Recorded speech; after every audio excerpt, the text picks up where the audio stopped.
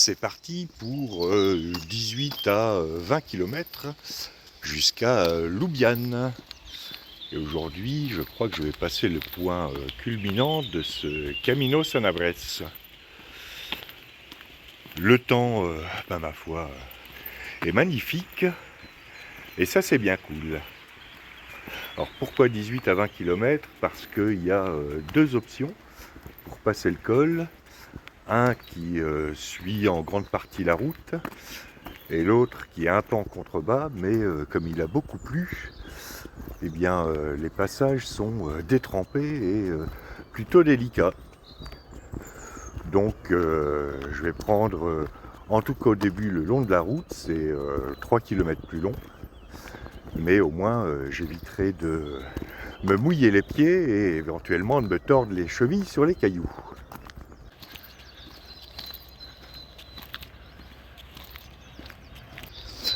Comme ça va monter de manière continue pendant 8 à 10 km, je ne vais pas beaucoup vous parler, mais je vous offre ce petit flashback de ma visite de Puebla de Sanabria et de son château hier.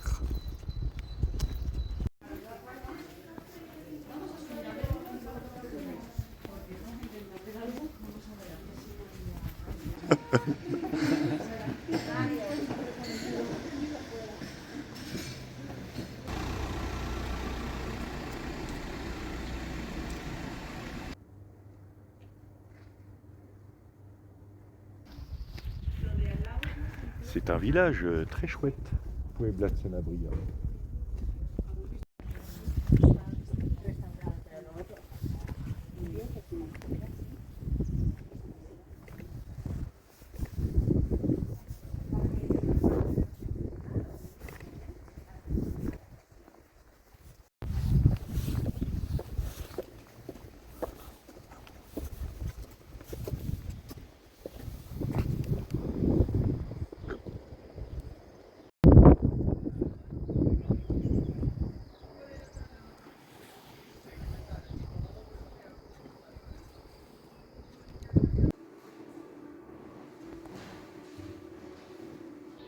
Il a drôlement changé, Harry Potter.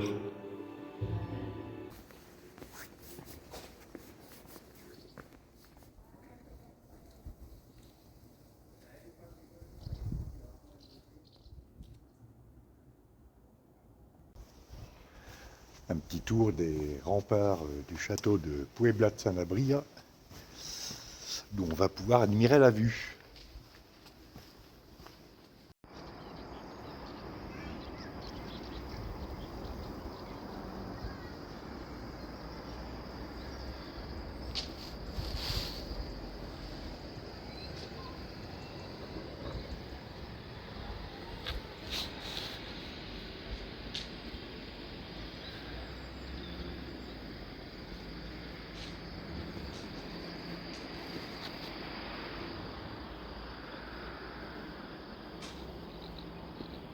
Et vous observerez bien la manière dont les ardoises sont placées.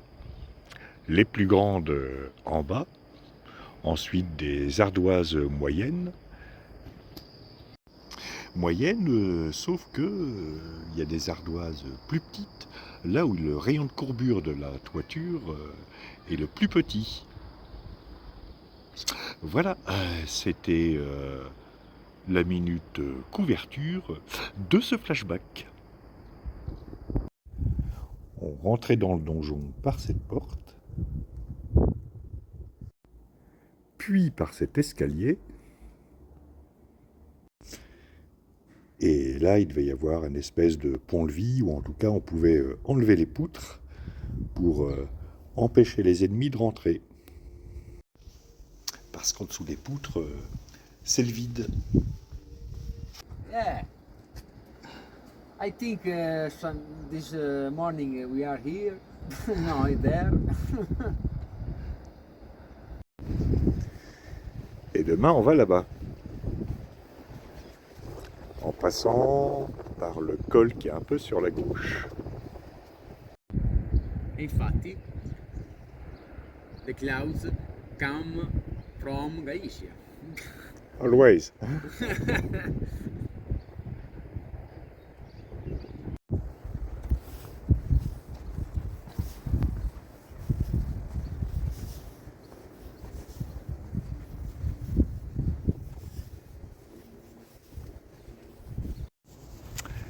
Voilà pour cette petite visite du château de Puebla de Sanabria. Et maintenant, direction la pharmacie.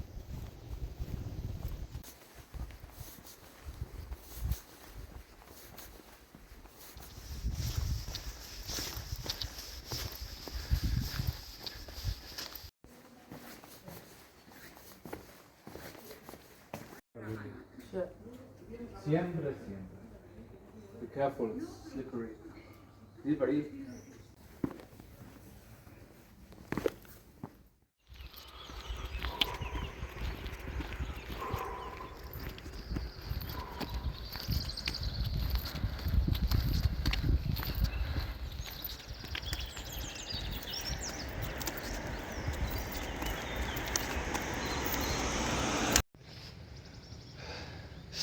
Je suis pas encore en haut, mais ça avance plutôt bien. Et là, je vais enlever une couche parce que ça commence à taper.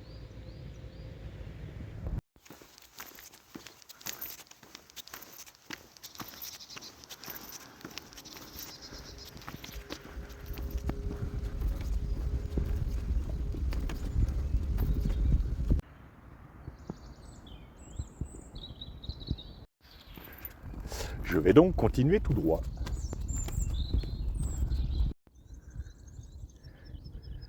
Alors ici, à gauche, c'est l'empreinte de mon pied, qui chose du 44. Et à droite, vu la taille, je me demande si c'est pas une empreinte de loup.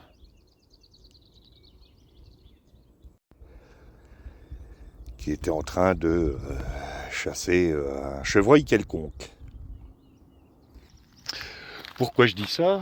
Bien tout simplement parce que la région abrite la plus grande concentration de loups ibériques. Sanabria, c'est la patrie du loup.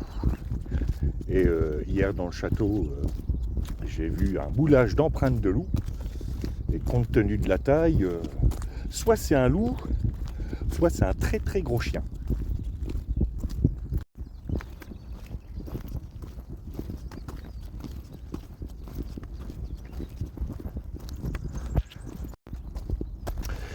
Et j'ai enfin quitté la route. Pour l'instant, la cheville se maintient. Je ne boite presque plus. Il faut dire qu'hier, à la pharmacie, je suis allé chercher une chevillère que j'ai essayé avec le pharmacien et des petites talonnettes en silicone. J'ai glissé la gauche sous mon talon gauche pour amortir les chocs qui se répercutent après dans toute la cheville. Je vous montrerai ça tout à l'heure quand je serai arrivé en haut parce que ça grimpe toujours.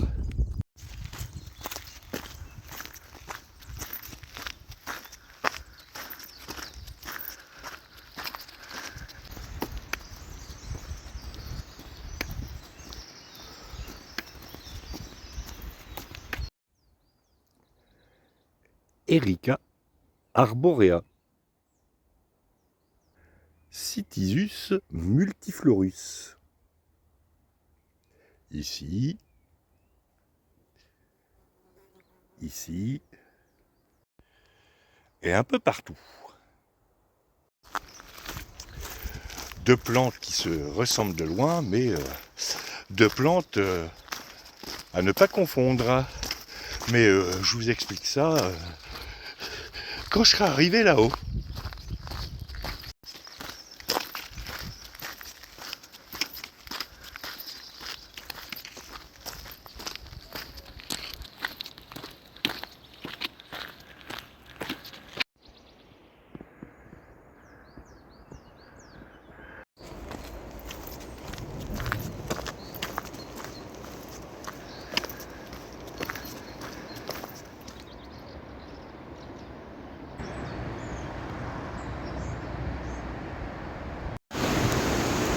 Bon, petite pause tartelette aux pommes auprès de cette petite cascade.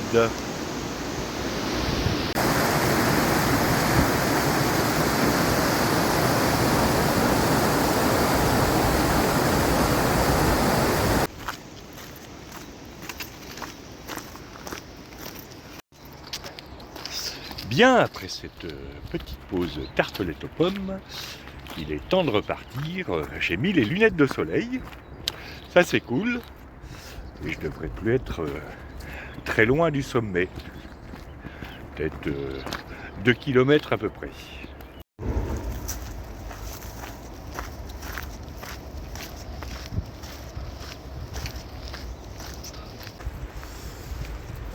Je vous parlais tout à l'heure de plantes qu'il ne faut pas confondre. La première, Erica arborea, c'est de la bruyère arborescente ou bruyère blanche, dont la racine donne un excellent bois de chauffage, mais surtout permet de fabriquer des ébauchons de pipe.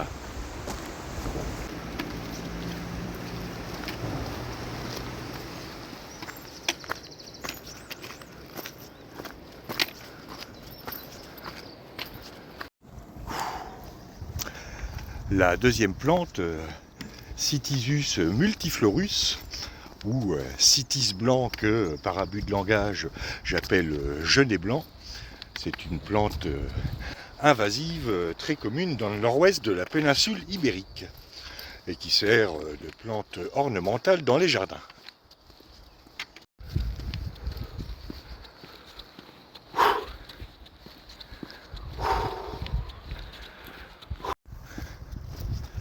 Voilà, c'était la minute botanique de cette étape.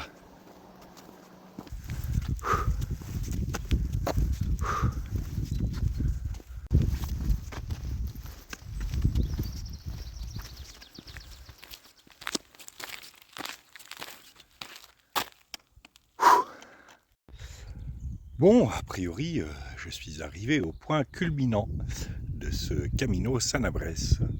Maintenant, je vais descendre tranquillement.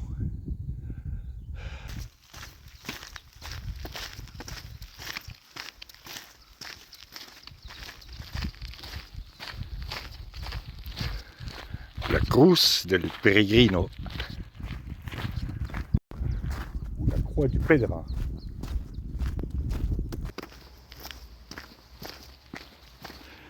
J'arrive dans le petit village de Padornello.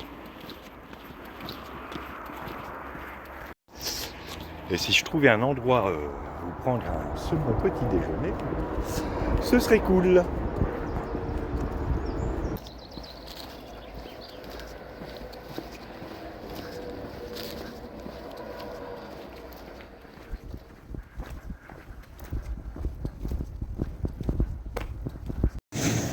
Bon alors, bar fermé, mais station-service et bar-resto. Ça me va.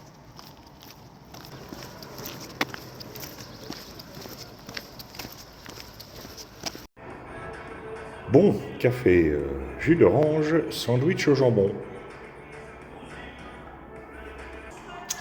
Au début de cette étape, je vous parlais de ma chevillère et de ma talonnette. La chevillère, la voilà.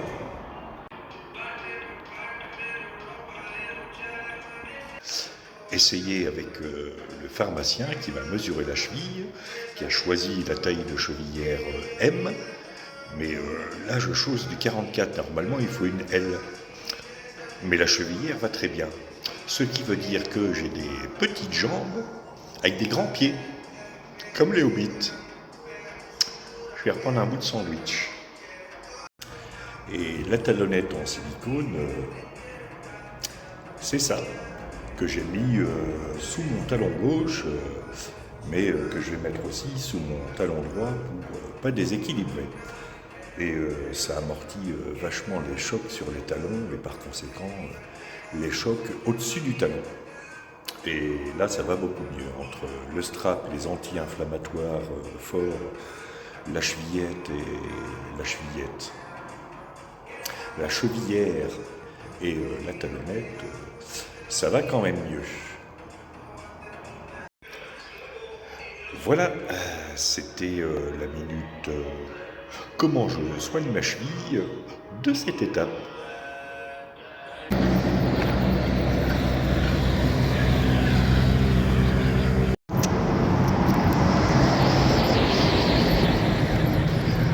Bien, après cette pause second petit déjeuner, il est temps de repartir. Et je viens de m'apercevoir qu'il ne me reste que un peu moins de 7 km à faire.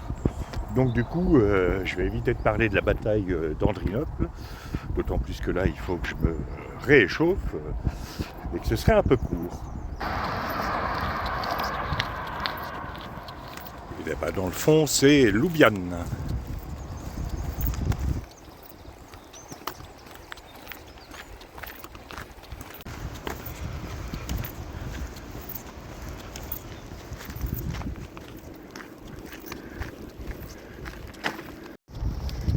La Galice, c'est un pays de montagne, mais c'est aussi un pays d'éoliennes. Il n'y en a pas sur toutes les crêtes, mais il y en a un bon paquet. Et celle-là ne tourne pas d'ailleurs. Bon, je vais peut-être pouvoir quitter la route.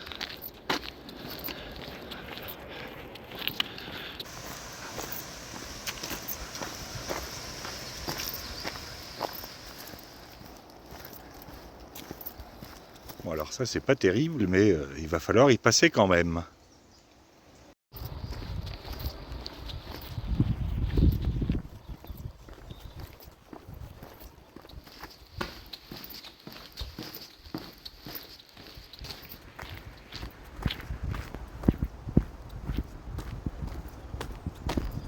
Je vais essayer de pas me faire attaquer.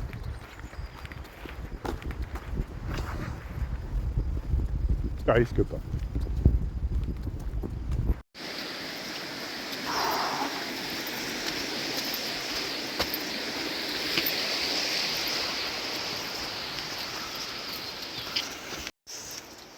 Bon, après cette descente quelquefois très raide et surtout très triste pour les chevilles, je vais attaquer la remontée vers le village. Le raidillon de fin d'étape.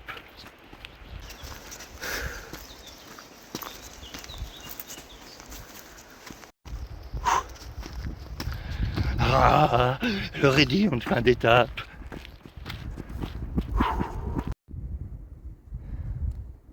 Là, on a un beau spécimen de mica.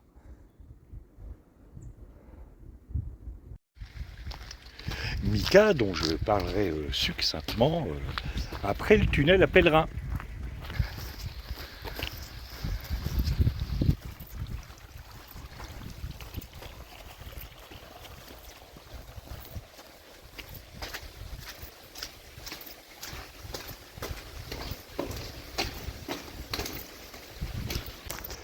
Le mica est un silicate principalement d'aluminium et de potassium, il est très friable, se divise facilement en fines couches et son nom provient du latin micare, qui veut dire briller, scintiller.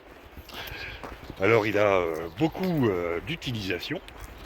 Réduit en poudre, il peut se substituer à la poudre d'or et prend ainsi le nom d'or de chat. C'est joli.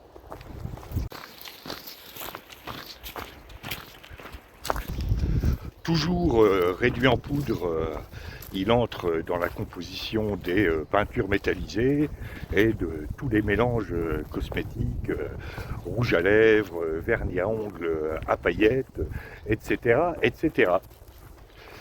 Comme c'est un bon isolant électrique, il est utilisé largement dans ce rôle par l'industrie. Je vais éviter de citer toutes les utilisations possibles parce que, je ne les connais pas toutes, et après j'aurai plus de souffle.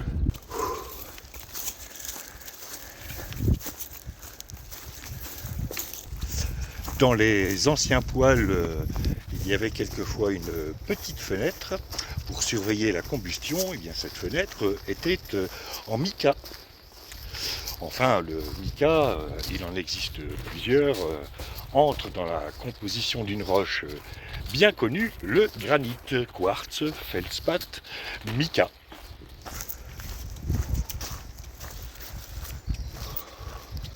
Voilà, c'était la minute minéralogie de cette étape. Et je viens de m'apercevoir que j'ai dû rater une flèche quelque part. Il faut dire qu'il n'y en a pas beaucoup et que c'est pas évident de les voir. Et du coup, je vais essayer de retrouver mon chemin. Voilà, cette fois c'est par là.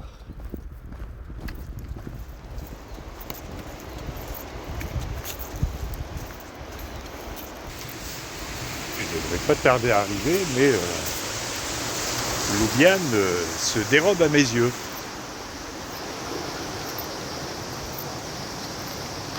Je sais en tout cas que l'albergue des Peregrinos est à l'entrée du village, mais assez loin.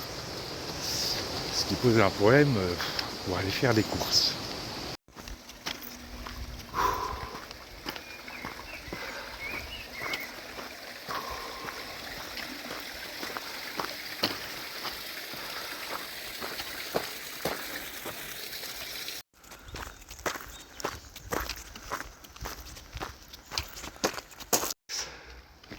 Voilà, j'arrive à l'albergue. Bon, plus que 3 lits libres dans l'albergue. Et du coup, Marco et Gabriel risqueraient de se casser le nez en arrivant. Donc j'ai réservé quelque chose dans le village, pas tellement plus cher d'ailleurs. Au moins on sera dans le village et on saura où dormir ce soir. C'est le problème de ces albergues municipales qui sont petites, alors que plus on s'approche de Santiago, plus il y a de marcheurs, parce qu'il y en a qui démarrent de Zamora, même d'après. Et du coup, ça a tendance à saturer un peu les hébergements, sans compter les bicigrinos. Voilà, et j'ai trouvé une petite maison qu'on partage pour la nuit. Et c'est plutôt cool, là je suis affalé, ou plutôt vautré dans le canapé. Fin de cette étape qui n'aura fait que 17 km, qui s'est pas mal passé. J'étais plus rapide en montée qu'en descente. Demain, ce seront 24 km jusqu'à Agudinha, en espérant que le temps se maintienne, mais ça, c'est pas gagné. À demain pour de nouvelles aventures.